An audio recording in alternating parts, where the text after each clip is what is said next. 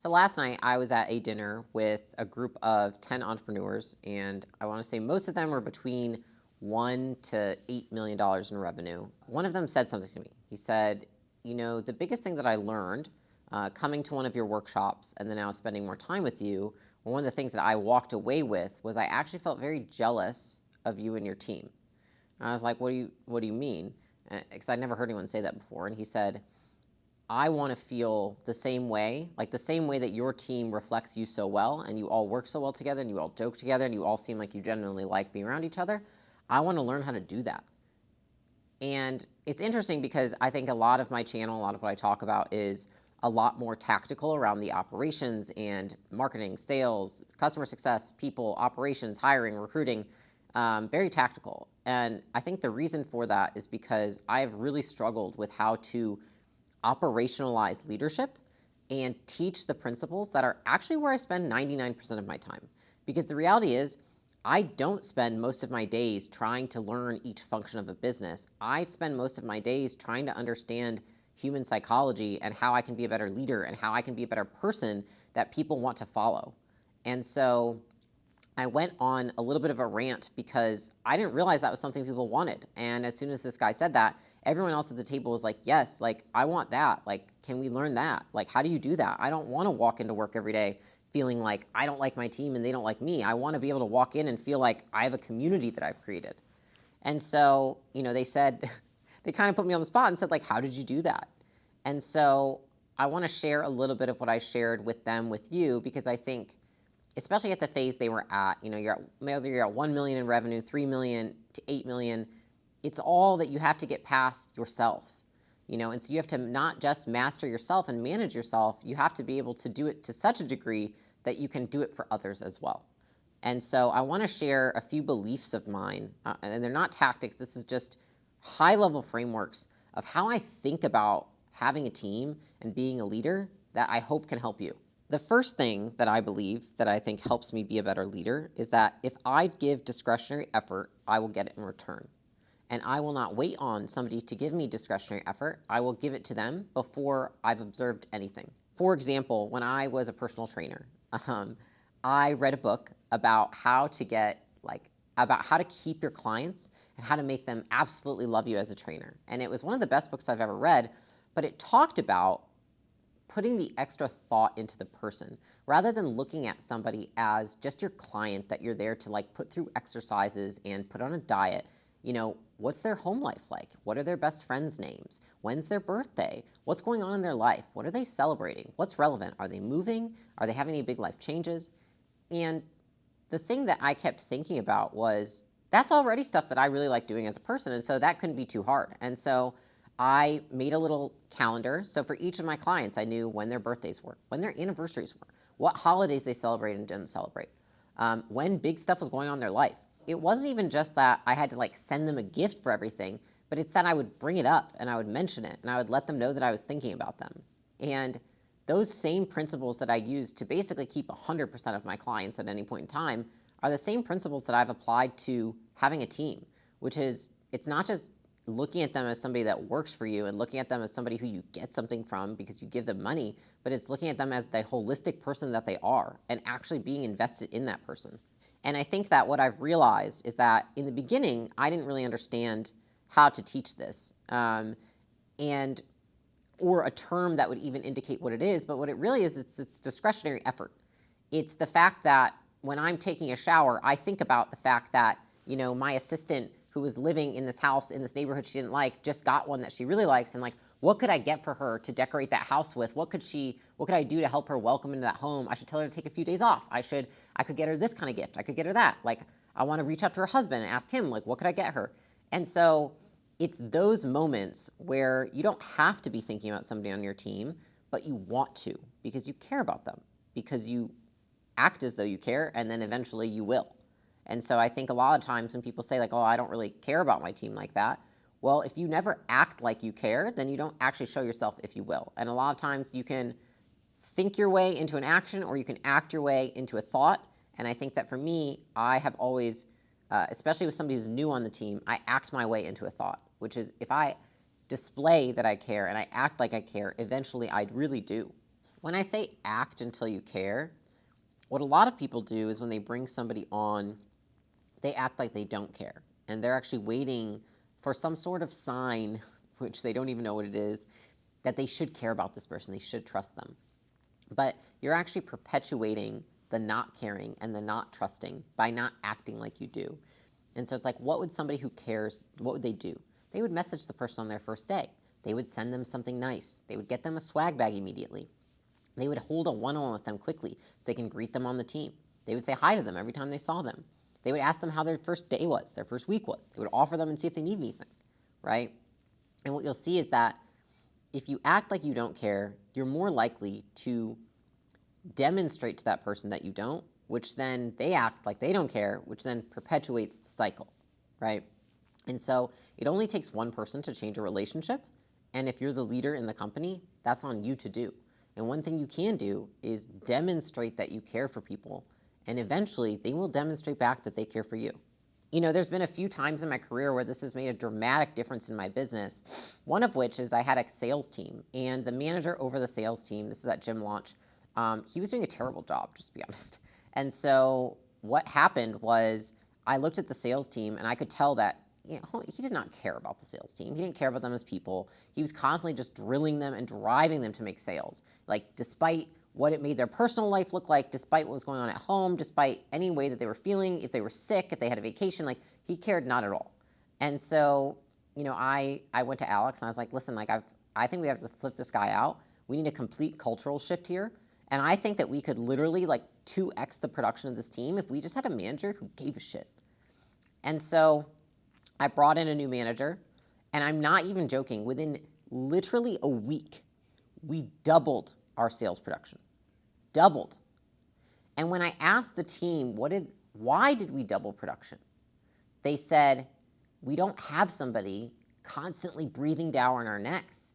And we feel like we have freedom. We feel like we have autonomy. We feel like we're being heard. And it's just, what they say is it's a way better vibe, right? And what does vibe mean?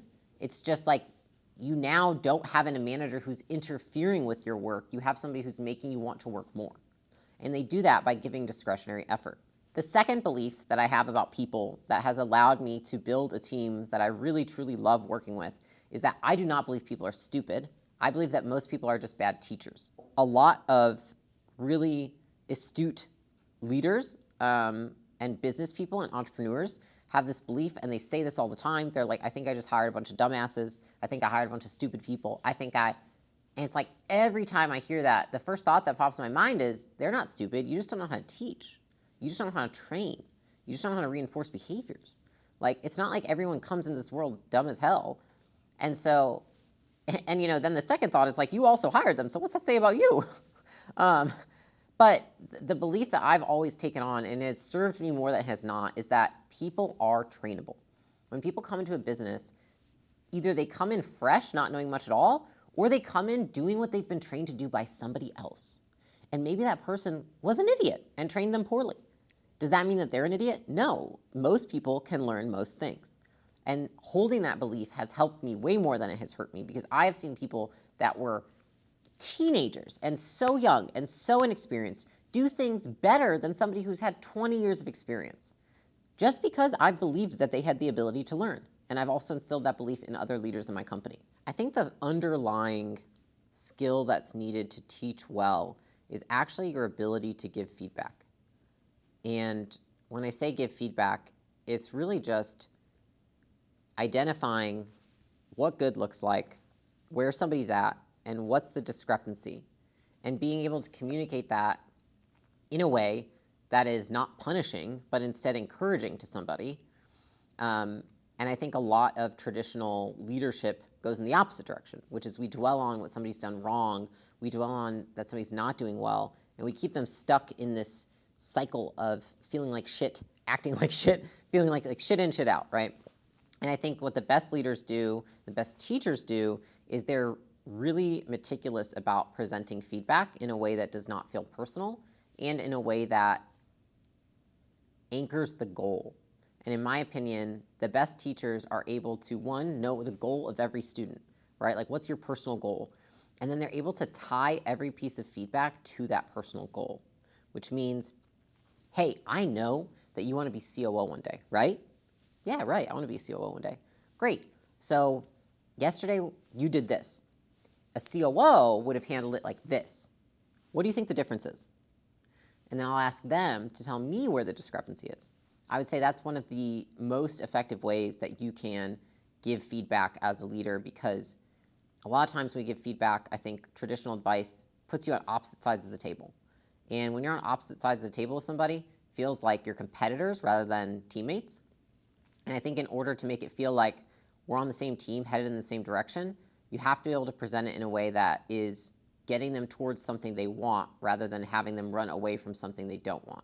I'll give you an example of when this was really real for me in a recent situation. Is I had a leader in my company, and that leader ran a division, and he was constantly, almost micromanaging the team. He had a team of 5.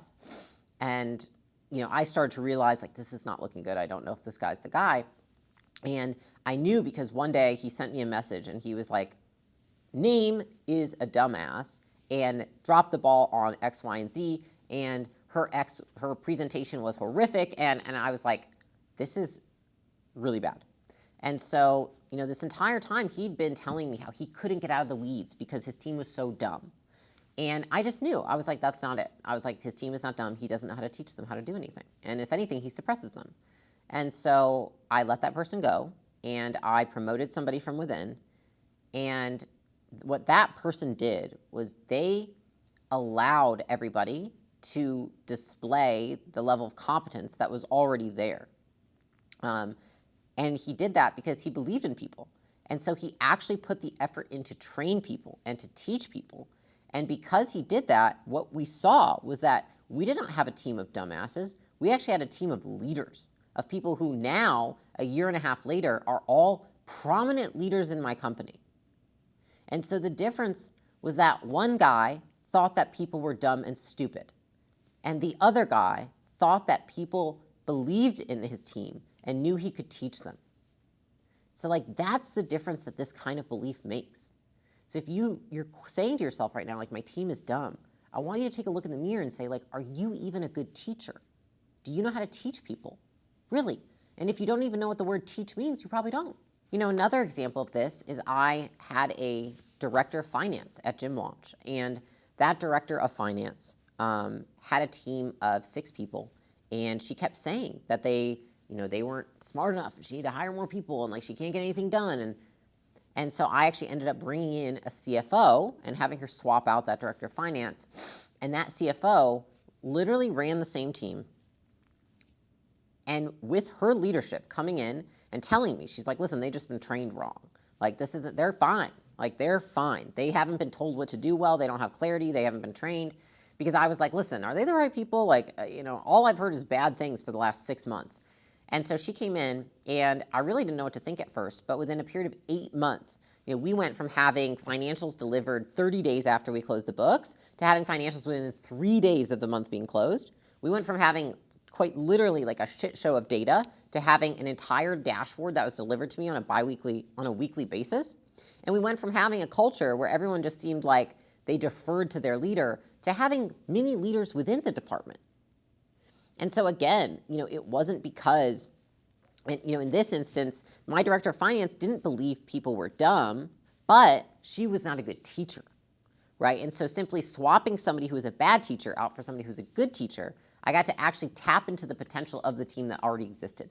The third belief that I hold about leadership is that a core piece of leadership is that you invest in people as if they will never leave, but know and even hope that they will.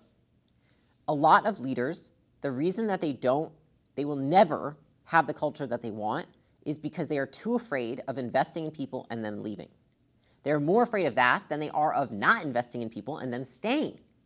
And a lot of times what people say is they're like, I get what you're saying, Layla, but what if I put all this energy into someone and then they leave? And it's like, oh yes, so what if you invest all this energy into making someone's life better, you make them a better person, and then they leave? Does that mean that you've done a bad job? There's a lot of reasons that it can be good for somebody to leave a company. Now, are we saying that we want that in every instance? Of course not. We want people to stay when we love working with people and we like them. But the point of it is that this belief prevents so many people from putting the effort into their team that actually builds an amazing culture. And so something that I've always kept forefront of mind for myself is invest in them as if they will never leave, but be happy when they do. Because, and I think this again, like, I don't know if this is, this is just what's personal to me, but it's like my reputation that I have with myself is I don't want the relationship to just be good while somebody works for me, but I want someone to feel like when they don't work for me, if they choose to leave or go somewhere else, like I am still somebody that they can look to, that they can consider a mentor, that they could call when something bad happens. Because again, like, it's thinking about the person first rather than just the relationship as your employee. And I think that, and maybe this is a point again, is like, I like being an employer because I like being a mentor to people. And so I can remain somebody's mentor even if they don't work for me. And that's okay with me, because sometimes things are going to happen in your business where you can't give somebody the growth they're looking for. Or maybe they decide that they want something that you don't have an opportunity for that in your business. Or maybe you're not an experienced enough leader that the vision you have for the business is not big enough to fit their vision they have for themselves. And so an example of this is when I was running Gym Launch, we had a guy, he was in the sales department, and he'd worked side by side with us since we had first started. In fact, when we were flying out to gyms, he was one of our first sales guys. And I really liked him, and so we built a very good relationship, and I definitely put a lot of discretionary effort towards him, not just educating him on sales, but just in general. And I want to say about 4.5 years into working for us, him and his wife started a business on the side. And I found out about 3 or 4 months after they'd started it, because we were at our team meetup, and he was on the phone. I guess he was talking to his wife. I was saying going off the business. And I went to him, and I was like, what are you doing? And he was like, oh my gosh, I'm not quitting. Like, I still want to work here. Like, I just, also want to have this business. So, like, I don't want you to be upset. Like, well, and I was like, bro, you need to quit. And he was like, what? What are you talking about? Like, I love this team. I want to. And I was like, no. I was like, you're done. Like, you have gotten so much over the last 4.5 years. And if I felt like you weren't ready to have your own business and do this, I would tell you, because most of the time people aren't. But you are ready. I was like, go do it. Take the risk. Like, put in your 30 days. Just help me backfill you. That's all I asked. But, like, go do it.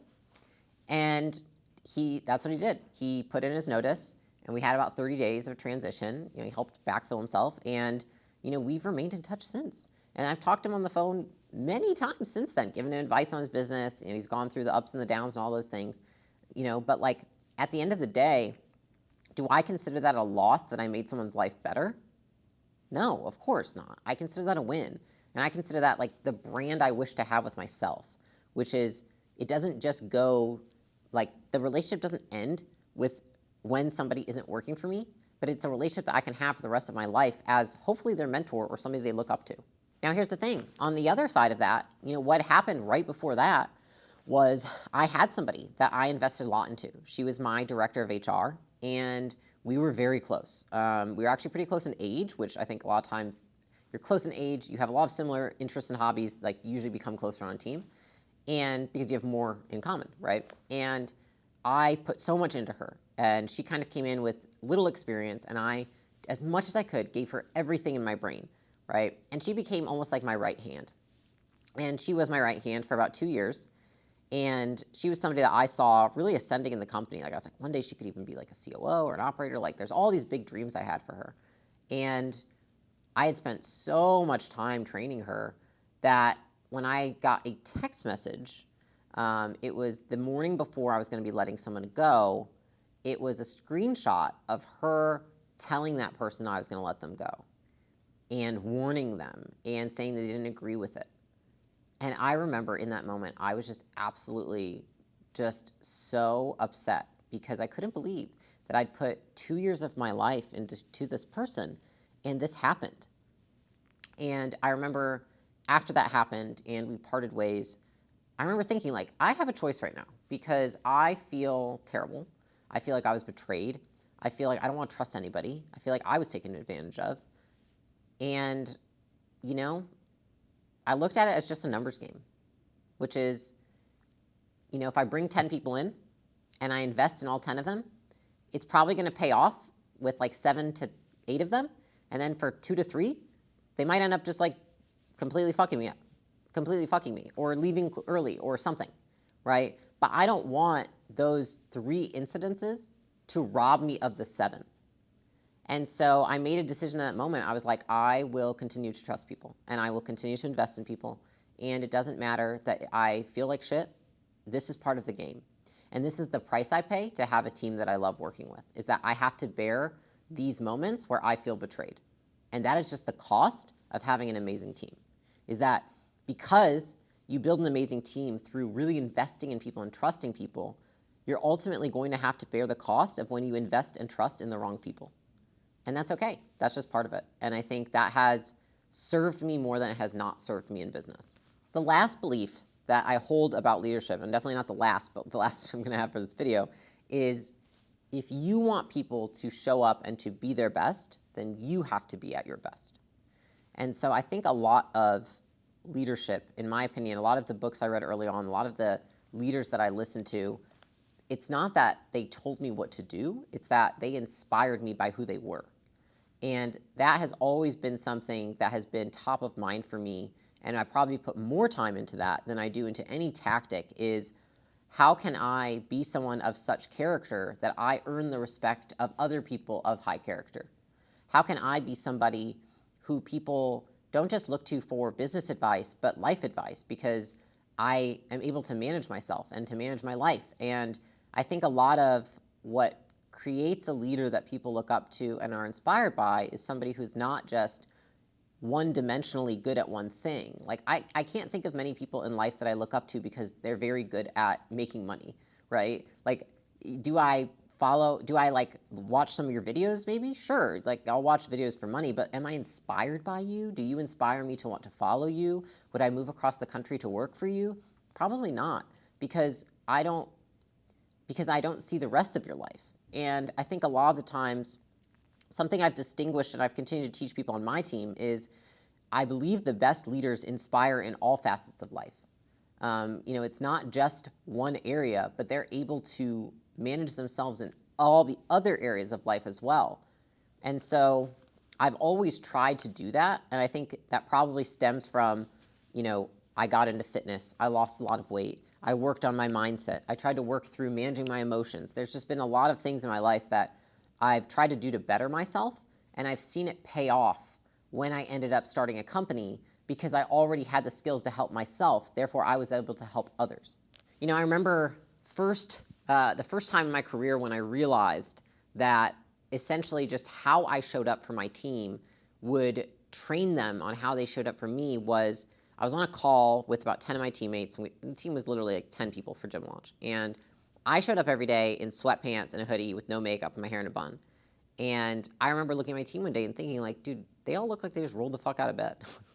And I was like, that's kind of embarrassing. Like, I don't want a company that looks like this. I remember I literally looked at the call and then I was like, oh, you look like this. You look like you just rolled out of bed. Therefore, they all think it's acceptable. And so what I realized is, like, it doesn't matter what I say. It doesn't matter what rules are in place. It doesn't matter what the employee handbook says. What you do sets the standard for what's tolerable and acceptable for the rest of the team. Because people don't listen to what you say. They follow what you do and how you show up. And so I started doing my hair. I started doing my makeup. And guess what happened? I didn't say shit. I didn't tell anybody to show up any different way. Within a month, everybody started showing up differently. Everyone looked better. They had their hair done. They had makeup on. They didn't look like they just rolled out of bed. They looked like they brushed their teeth. And I was like, holy crap. Like, that really works. Like, I don't have to say anything. It's just how I show up that will dictate how others do.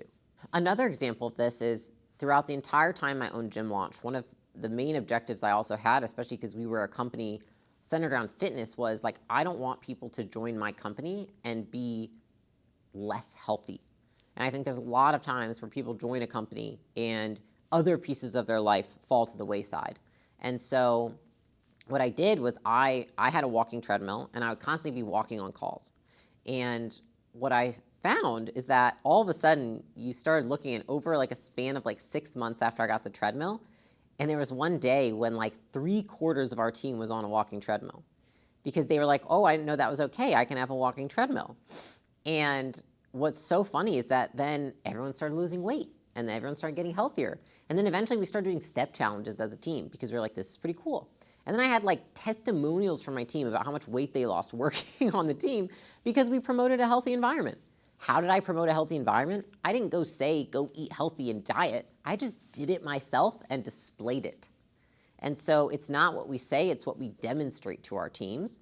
And I think what it does, it also allows people to put importance on other areas of their life when you demonstrate that you do that for yourself.